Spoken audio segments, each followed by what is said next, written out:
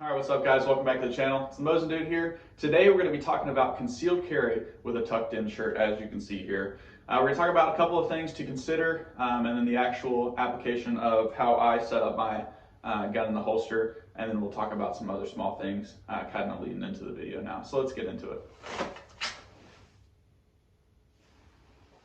Okay, so now we're going to talk about some considerations about concealed carry with a tucked in shirt. Whether that tucked in shirt be a button up like you see here or like a polo style shirt, the considerations are for the most part going to be the same. So we're going to talk about the fit of the clothing itself, the type of material it's made out of, because that kind of draws into that factor as well. And then we're going to talk about the color of the clothing in addition to talking about our draw later on. So some of the big things that you want to consider about your shirt itself, how it fits. Obviously you still want kind of a loose fit shirt. You don't want to be like super skin tight, like a medium shirt for my dudes who like to go work out in the gym. That's great and all, but it's the same kind of consideration you have when you're concealed carrying normally. At this point you're just tucking in the shirt. So with the material it's made out of itself, kind of plays into the fit of the shirt. Again, you want to have that loose fit shirt kind of like this, where it's a little baggy, not super baggy, because again, that's going to draw attention to you if it's super baggy hanging off your body. But having a nicely fit shirt to you in the chest region and the arms, and then also the abdomen itself. Some of the other things to consider about the material that I was talking about is you want to kind of shy away from like 100% polyester shirts. I'm really kind of setting a bad example here because this shirt is, you can kind of see a little stretchy. This shirt is 90% polyester. And like I said, I'm setting a bad example because the shirt there you can kind of see is printing the gun because it's got that stretchy material, so it kind of stretches around the gun. You don't really have this problem as much with a like 100% cotton button-up shirt. They're just a thicker material, so that kind of helps really disperse the print of the gun instead of wrapping around the gun. So that's just another thing to consider. So we talked about the fit, the type of material, talk about the color of the shirt now. The darker the color, the better, because it's going to kind of help break up that print. It's not super pertinent that you have a dark colored shirt when you're trying to conceal carry. You can wear light shirts all the same. It's just kind of something to be a little more cognizant of, that the darker color is just going to help you really break up that print a lot more. And then talking about our draws, it's really no different other than wearing a baggy shirt. It's just that the shirt is a little more restrictive because it's tucked in around your gun, right? So you're going to have to get that clothing.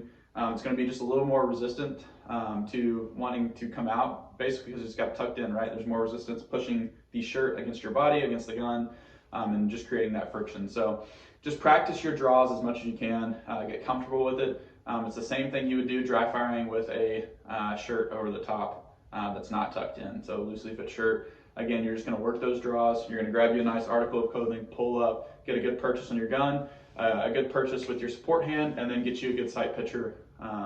It's all the same. So just kind of having that in mind and getting good techniques that work for you. So once you have your outfit of choice and you're ready to insert your holster, you're going to begin by kind of how you normally would insert your holster into your belt line. You're just going to get the clips over the belt itself, get that raptor claw there on the side behind the belt, and get the gun situated like you're going to carry it. So once you have it here, what you're going to do is undo your belt latch. You're going to take the button and unbutton as need be, untuck the shirt, and then just kind of try to tuck that shirt in and around the gun itself. So with the clip here, try to go behind that clip, over the gun with the clothing. You might have to unzip your pants a little bit too. I'm not going to give you guys a complete show today. I'm going to have to charge you if that's the case, but get the gun mostly covered up there. You're going to go back, button the pants up, maybe to assist you a little bit, pull the belt to get that clip up and out of the way. Get your button back done. And then what I do now is I pull the belt as tight as I can. So we'll go an extra loop there, go and send the belt kind of in its normal resting place, kind of get the gun situated where I want it. And as you can see, there's a little bit of printing coming out the side when I have good posture. So what I'm going to do is take a little bit, just a little pinch, pull up, and kind of try to create a little space around where my my shirt kind of ploofs out a little bit to try to break up some of that print. So as you can see there, that looks like pretty nice, right? I'm ready to go out in town. I can kind of move on about my day now and not have to worry too much about printing.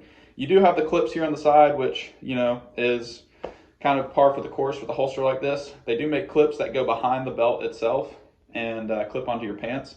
so they're more discreet than these are. But as you can see, this one's pretty covered up, and that one's kind of just there. But nobody's really going to be looking at that region anyways, and if they are, maybe ask them if they want to go get some dinner or something sometime.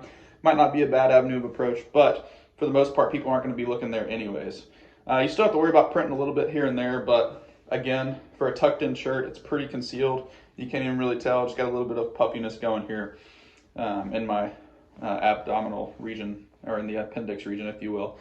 So this technique is mostly for appendix carry, as you can see, but it does work pretty well. And a little thing that I would like to do is maybe toss on a vest on top of that. So I'll show you what that looks like to even help break it up even more.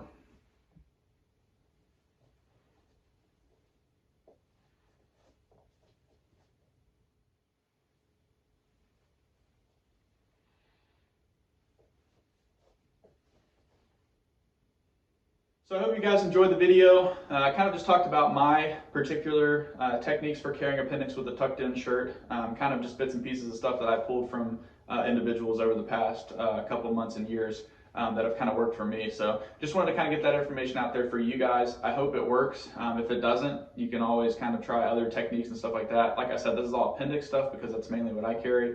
You can try this in the 3 and 4 o'clock carry if you want as well, and then the 6 if you're really kind of getting out there. But these are just the things that work for me, and I just wanted to broadcast that to you guys. So I hope you enjoyed the video. Always remember where you came from and to stay humble. It's Moses Dude. We'll see you on the next video.